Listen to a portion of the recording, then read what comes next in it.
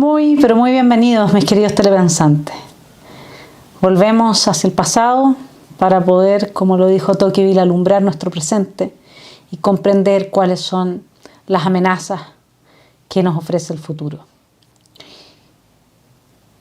¿Para qué?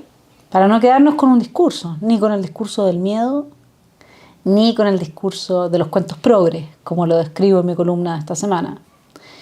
Porque cuando uno se queda con los cuentos progres, uno ve que la vida es algo así como un oasis paradisiaco en el que gracias a papelitos mágicos y propuestas fantasiosas vamos a poder arreglar los problemas que nos aquejan y resolver los conflictos humanos. Y sabemos que eso no es así. La esperanza no está en las quimeras. La esperanza está en el trabajo de cada uno de nosotros. Así es que hagamos la pega y vámonos al 22 de octubre de 1972. El expresidente de la República, Eduardo Frei, se dirigió al país a través del canal 13 TV para analizar las causas de la crisis que hoy afronta Chile al hallarse totalmente paralizado. A juicio del ex primer mandatario, el movimiento de protesta gremial se debe, acá se le cita, a la desesperación y la angustia de un pueblo que ve comprometidas las bases sobre las cuales sustenta su vida presente y futura.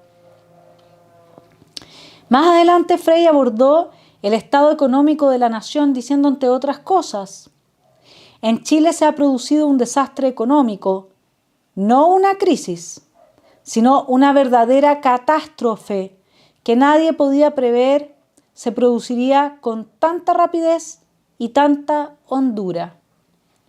Y pareciera que en Chile estamos en ese momento de saber con qué rapidez y con qué hondura va a imponerse el modelo de un Estado corrupto decimonónico, repleto de operadores políticos. El modelo de un Estado como ese, pero más grande, con mayores capturas del mercado, con mayor iniciativa en el aparato productivo. ¿Cuánto tiempo se va a demorar en imponerse nuevamente ese socialismo que ha generado la diáspora de los venezolanos? Ese socialismo que se aferra de pequeñas banderas, o más bien dicho, de banderas de pequeños grupos que han tenido mala experiencia a nivel personal, a veces histórico también, y los usan como punta de lanza para avanzar las medidas anticapitalistas que ya incluso los chinos tienen tan claro, solo conducen al hambre y la desesperación.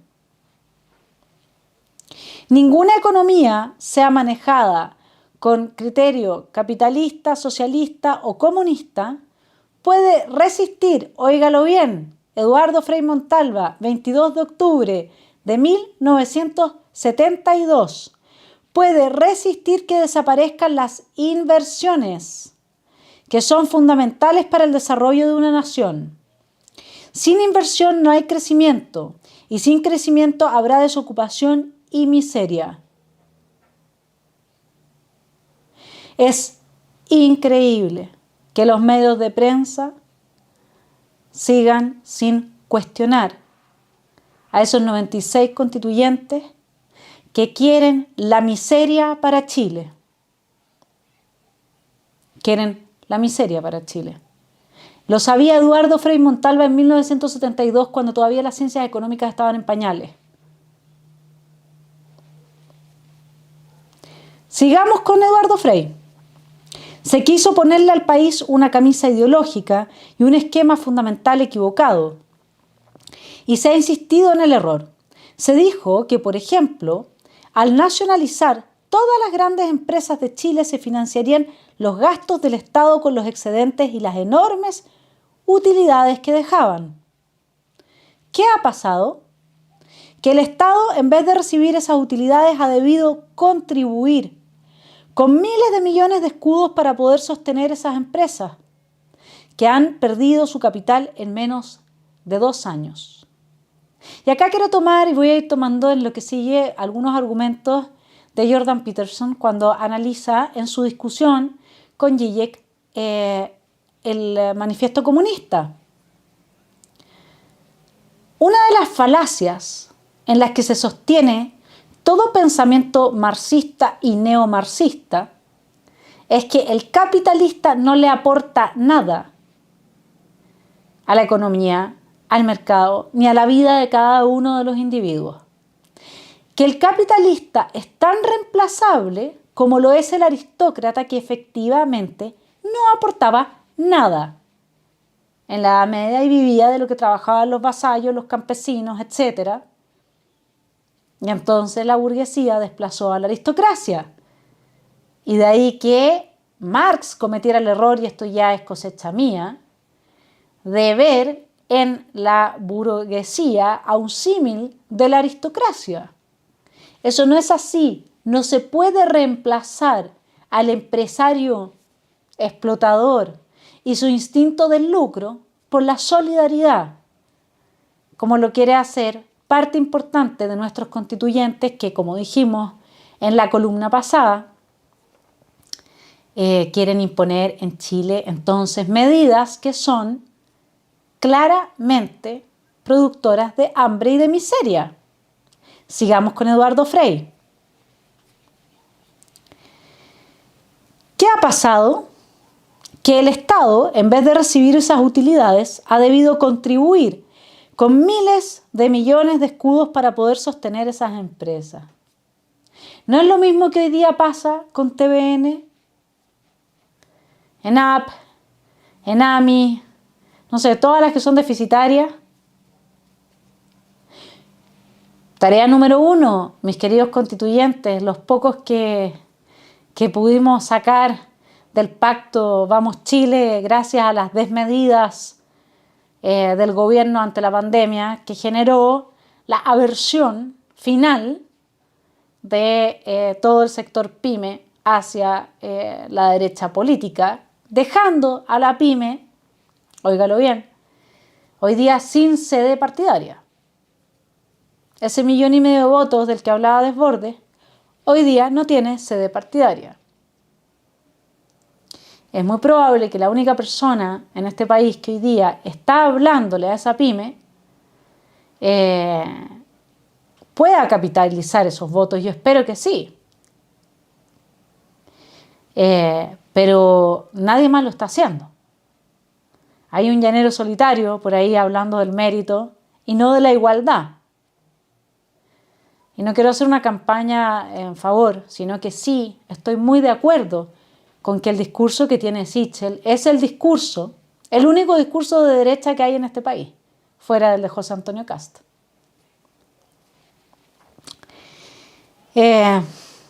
Bueno, el Estado, en vez de recibir entonces las utilidades, ha debido contribuir con miles de millones de escudos para poder sostener esas empresas.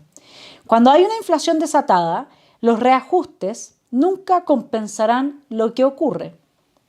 Esto es como ponerle a un enfermo una inyección de morfina.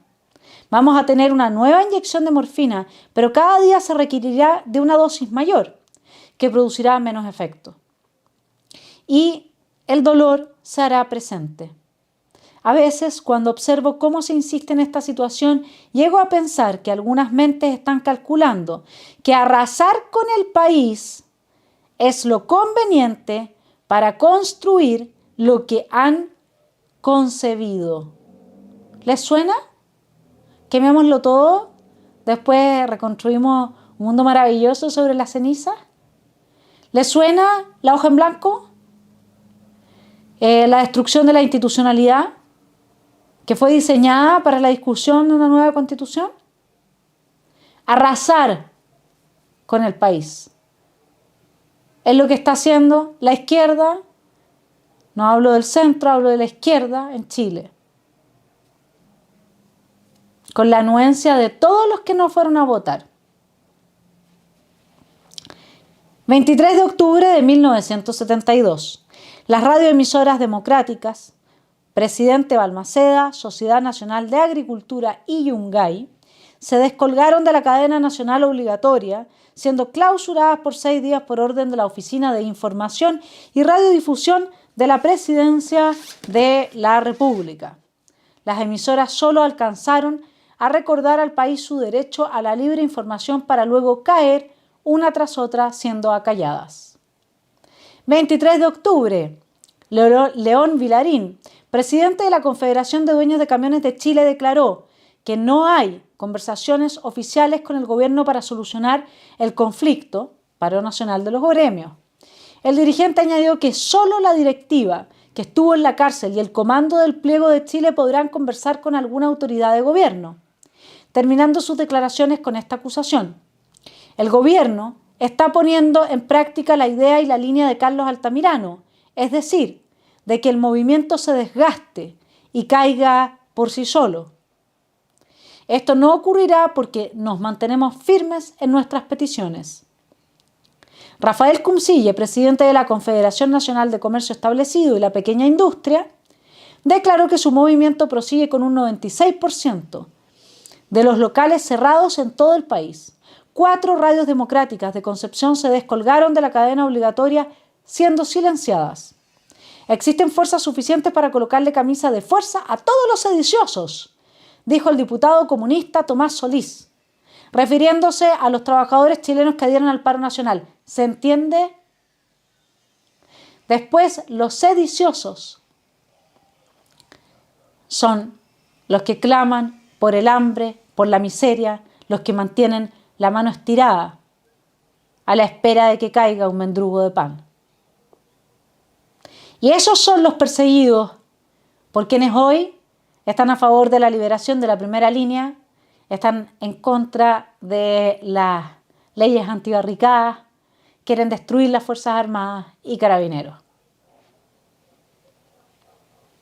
24 de octubre. Toda la oposición chilena de norte a sur acató el Día del Silencio, decretado por la Confederación Democrática. La protesta de inactividad pacífica, que sumó al país en una parálisis aún más honda de la que vive hace 12 días gracias al paro nacional, fue una nueva dimensión del repudio generalizado al gobierno de Allende. Las provocaciones de elementos de la Unidad Popular no lograron sacar a la ciudadanía de su ostracismo. El 99% del comercio permaneció cerrado.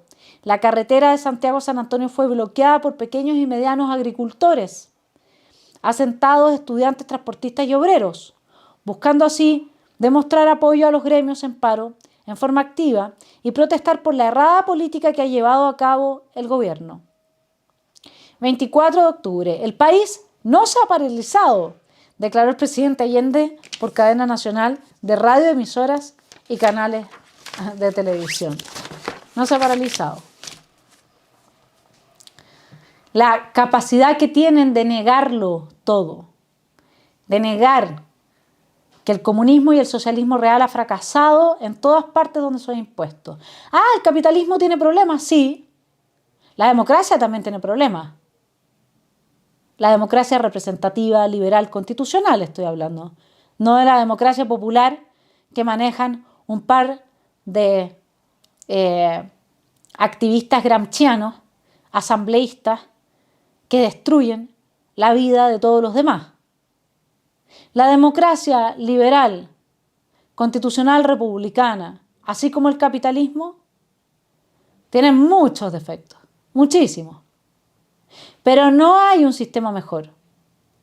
Y si usted me dice que esta democracia se fue al carajo, yo le voy a responder que eso es porque hace rato que tenemos problemas mayores de corrupción.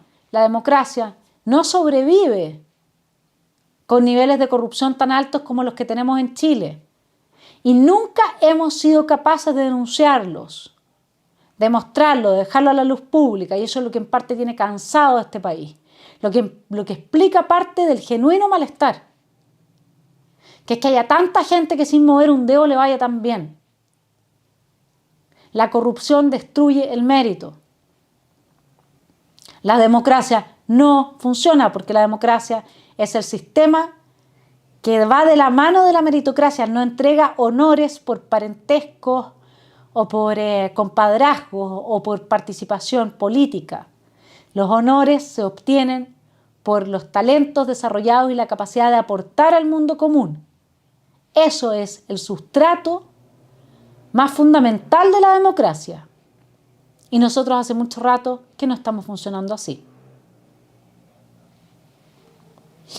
Ahora, eso no quiere decir que vivamos en una dictadura o en un totalitarismo y que Piñera sea un dictador. Y bueno, en términos sanitarios, si uno lo ve desde esa perspectiva, el gobierno no ha sido muy demócrata, que digamos. Además que ha sido todo esto impulsado por un colegio médico que está en manos de gente con vocación totalitaria. En los países en Europa no existe lo que hemos vivido acá. No existe, se los digo. Bueno, 25 de octubre, otras 2 radios de la capital fueron clausuradas por 6 días, Minería y Santiago. El paro del comercio llegó a su 13º día consecutivo con un 97% de locales cerrados en la capital y absoluta disciplina en el resto del país, según los directivos. Mientras tanto, 8 dirigentes fueron detenidos en Coquimbo y San Felipe. Hubo violencia en el centro de Santiago hasta el punto de hacerse necesaria la presencia de efectivos militares. 3 ollas comunes para los transportistas fueron espontáneamente organizadas frente a la sede de la Confederación de Dueños de Camiones de Chile. En Concepción y Lota, 3 radioemisoras fueron sancionadas con clausura.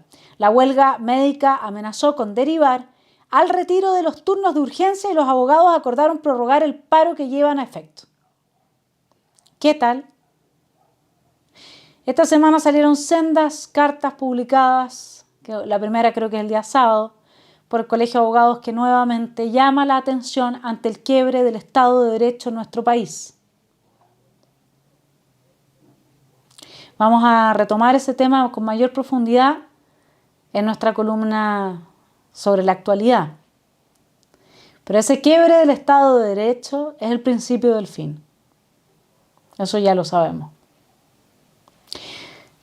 La Cámara de Diputados, el mismo día, 25 de octubre, a raíz de la cadena radial obligatoria impuesta al país y de una larga enumeración de ataques a la libertad de prensa, aprobó un proyecto de acuerdo que declara: el gobierno ha violado en forma permanente y reiterada disposiciones constitucionales. Y aún en materias tan fundamentales para una democracia como lo es la libertad de expresión, lo cual coloca a dicho gobierno al margen de la legalidad. Tal situación de ilegalidad altera y trastorna el régimen de derecho, compromete la seguridad de la nación y amenaza gravemente la paz social.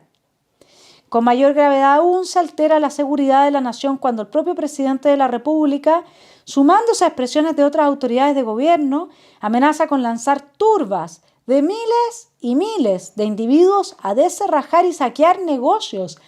Es el magnífico Allende, nuestro compañero, o el gran político estadista. Mandaba a la gente a descerrajar los negocios que estaban en paro, en huelga, porque les estaban destruyendo su capacidad de autoconservación. Los estaban transformando, como se ha hecho hoy día desde el discurso, desde un discurso largamente replicado a los jóvenes, en los dependientes de las dádivas que da el poder de turno. Y todavía les dicen que esa es una vida en dignidad. Son muy caras de palo. ¿No les parece a ustedes, mis queridos telepensantes? Con mayor gravedad... Tal situación de ilegalidad altera y trastorna el régimen de derecho, compromete la seguridad de la nación y amenaza gravemente la paz social. Con mayor gravedad aún se altera la seguridad de la nación. Con el llamado del presidente aquí me repetí. Tales afirmaciones, repetidas en 3 oportunidades por el presidente de la República, significan una amenaza al orden público, a la fuerza pública y aún al cumplimiento de las normas de la zona de emergencia decretada por el gobierno y establecida por las autoridades militares. 26 de octubre. Mientras, dada la situación del país, ya escasean los alimentos. En Talcahuano, mientras había escasez de alimentos en Chile, en Talcahuano eran embarcadas 2.600 toneladas de porotos. Adivine con destino a dónde. A Cuba. 28 de octubre, el presidente Allende, en un acto considerado abiertamente ilegal, indultó al diputado socialista Joel Marambio, quien se encontraba encargado reo por el delito de secuestro con circunstancias agravantes y además privado de sus derechos políticos por resolución ejecutoria del Juzgado del Crimen de Santa Cruz. Asimismo, se quiere indultar ahora a estos jóvenes que quieren luego transformar en héroes, porque una vez que esos jóvenes sean indultados, la prensa, hoy día revolucionaria y que en su mayoría lo es, ¿qué cree usted que va a hacer? Les va a hacer largos perfiles sobre su vida, por qué llegaron donde llegaron, cómo lo pasaron en la cárcel. Va a ser como un Norambuena, el nuevo heroísmo. Y nosotros lo vimos en la columna pasada. Eso forma parte del plan. El plan es que son los vándalos los que ahora nos imponen una estructura moral nueva, desde la que se construye la nueva sociedad. El Gabinete de la Paz Social, octubre 28, 1972.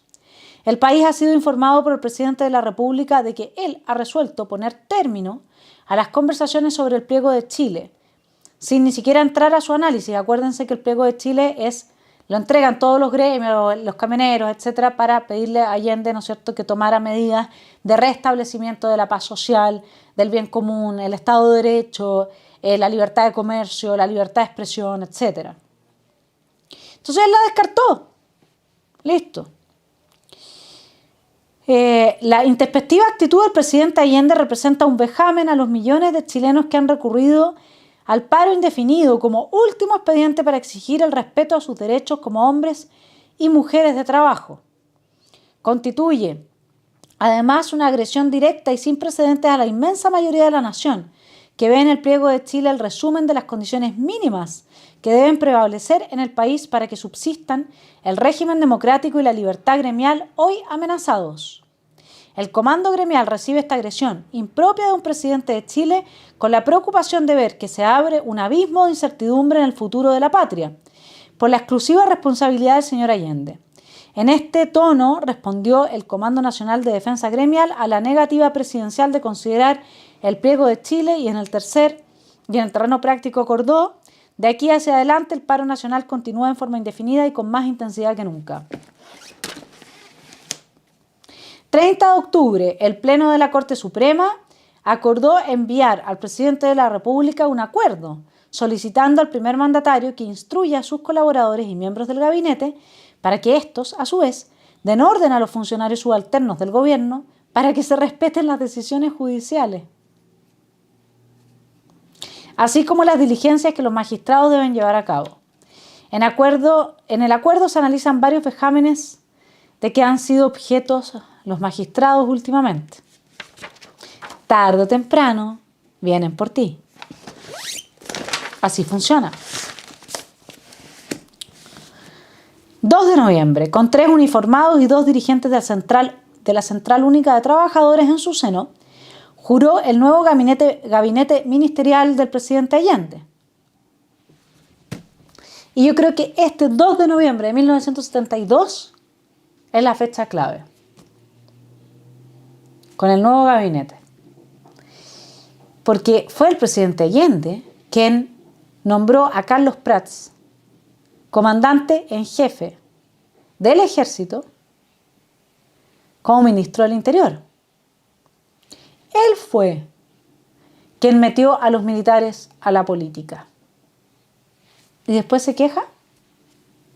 Después se quejan los comunistas y los socialistas de que les tocara vivir su larga dictadura en el exilio y perseguidos y etcétera. Pero sí, ellos fueron los que metieron a las Fuerzas Armadas en la política. Ellos fueron los que transformaron a militares en personas que tenían una voz de mando implicada en la ideología. Si ustedes leen la biografía que hizo Gonzalo Vial a Pinochet, Ahí están las declaraciones de Carlos Prats, de la época. Y Carlos Prats era un hombre de izquierda, que se había tragado el cuento socialista. Así es. Lamentablemente no se los puedo citar porque desapareció la biografía de mi casa.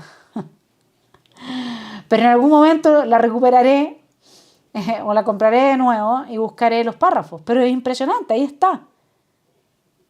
Las declaraciones que Prats hacía al interior, no me acuerdo de qué situación, como de reunión de militares propias de la institución castrense.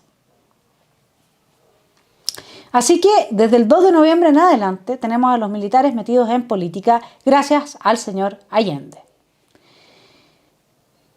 Bueno, ministro del Interior entonces Carlos Prats, el contraalmirante Ismael Huerta se fue de ministro de Minería, Luis Figueroa, Partido Comunista, actual presidente de la CUT, ocupará la cartera del Trabajo y Rolando Calderón, del Partido Socialista, secretario general de la CUT, la de Agricultura. Así es como trataron de comprarse a los militares y a la gente de la Armada, regalándoles cargos políticos. Sobre este último, sobre el secretario general de la CUT, Rolando Calderón, el ex vicepresidente de la Cora, senador Rafael Moreno, emitió la siguiente opinión. Ese señor a duras penas podría distinguir las lentejas de los garbanzos. Por su parte, el general Carlos Prats declaró enfáticamente que la presencia de las Fuerzas Armadas en el gabinete, lo cita, no es un compromiso político, sino una colaboración patriótica en aras de la paz social. 2 de noviembre. Ahí se transformaron en deliberantes. El problema es que la ideología no permite deliberar. Y la doctrina Schneider decía que las Fuerzas Armadas eran las garantes del respeto a la Constitución. Y cuando le golpearon la mesa, bueno, vio algunas cosas que quiso hacer, pero de forma contundente, Allende, a la vista de la violación sistemática de la Constitución. No sé si la doctrina Schneider sigue vigente en el ejército. Hoy día no lo sé. Probablemente varios telepensantes me van a poder iluminar sobre este punto. Y quienes me iluminaron sobre las elecciones del 72, les pido por favor que me reenvíen su correo, porque tuve un problema con el correo y se me borraron varios y ya no pude recuperarlo. Así es que no sé si la doctrina Schneider sigue teniendo algún peso dentro de las Fuerzas Armadas. No se olviden el intento de Hugo Gutiérrez por desprestigiar a la Armada, pero no es desprestigiar a la Armada, es obligarla a entrar al terreno político. ¿Sí? Entonces una cosa es no ser deliberante y otra es preguntarse, bueno, hacia lo que sucede hacia el interior del país, ¿las Fuerzas Armadas tienen algo que decir? Como lo era la doctrina Schneider, que decía así. Si se viola la Constitución, ¿las Fuerzas Armadas tienen algo que decir? Hoy día quizás no, y solamente se trata de si hay ataques de países, de otros países y un mandato explícito del poder político para responder ante dicho ataque. No lo sé, la verdad. Pero el compromiso es político cuando uno entra en la arena política. No puede haber otro compromiso que no sea el político, porque si no, no es necesario por la paz social. La paz social basta con que el político diga, ok, saco a los militares, ¿no es cierto?, toque de queda, y el que no cumple, bueno, asume las consecuencias. Para eso no se necesita investir del cargo de ministro a un militar. 2 de noviembre, por 32 votos a favor y 14 en contra, el Senado destituyó de su cargo al intendente de Santiago. Lo hemos mencionado varias veces, pero yo aquí se lo vuelvo a mencionar y busque quién tiene el mismo nombre hoy día. Alfredo Yonant, por haber infringido repetidamente los preceptos constitucionales. La comisión acusadora enumeró los siguientes cargos contra Yonant. Yonant prohibió la marcha programada por el Comité Femenino de la Papelera, ordenó la detención arbitraria de los trabajadores de Nieto Hermanos, amenazó con invadir ciertos barrios de Santiago con hordas de asaltantes, ordenó las detenciones arbitrarias de numerosas personas llevadas a cabo con violación de domicilio, lesiones y apremios ilegales, extremó su conducta arbitraria e ilícita, aplicándola en contra de niños y niñas de 14, 15 y 16 años en el asalto del Liceo número 12 por brigadas marxistas. A juicio de los acusadores, la actuación de Joan Nyant debe considerarse una expresión de cobardía moral en el ejercicio de la autoridad. Así avanzan las personas que comparten el ideario del que muchos están tan contentos y esperanzados. Consideran que estas nuevas juventudes descontaminadas, ese es el ideario y en esto se transforman. Y ya, mis queridos telepensantes, esta semana hemos tenido un botón de muestra muy claro en nuestro querido Fernando Atria, cuando dijo explícitamente que los elegidos constituyentes no pueden ir a prisión. Yo no sabía eso. Quizás Atria tenga razón y ellos tengan algún fuero especial. Otra pregunta que queda para mis telepensantes. Yo no he leído en ninguna parte que los elegidos para la discusión de la Constitución tengan un fuero y por lo tanto deban ser desaforados antes de ser enjuiciados. Ahora, tampoco creo que el fuero proteja de ser aprehendido si es que uno está vandalizando, quemando, asesinando o violando in situ. Otro tema más que queda para nuestra investigación común.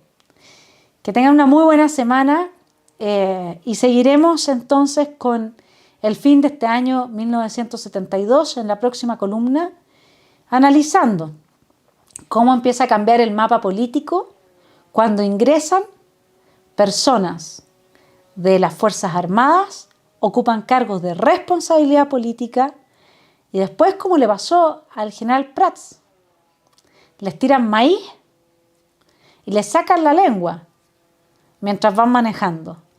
Y ese sí va a ser un episodio anecdótico bastante interesante que vamos a analizar más adelante.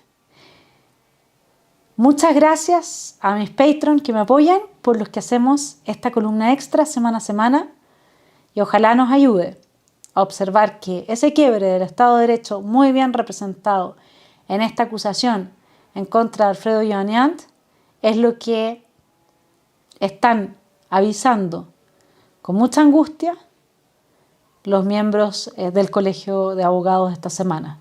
No sé cuántas cartas tengan que salir, no sé cuánto más se tenga que decir para que recuperemos el norte, un norte que no sea el de constituir movimientos políticos con el poder de desarmar nuestra institucionalidad volando bajo el radar del derecho, en pos de la creación de privilegios para una nueva clase política que se impone por la fuerza y gracias a la abstención de muchos en las urnas, sino que un norte que efectivamente nos devuelva la esperanza en un país para nuestros hijos, nietos, bisnietos y la larga cadena que pueda venir de personas magníficas que puedan aportar soluciones a un mundo complejo que nos necesita a cada uno de nosotros, por lo que ninguno de nosotros, mis queridos telepensantes, sobra. Que estén muy bien.